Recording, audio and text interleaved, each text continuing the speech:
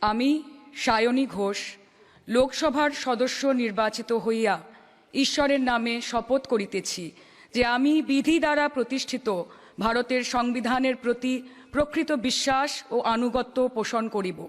আমি ভারতের সার্বভৌমত্ব ও সংহতি রক্ষা করিয়া চলিব এবং যে কর্তব্যভার আমি গ্রহণ করিতে চলিয়াছি তাহা আমি বিশ্বস্তভাবে নির্বাহ করিব।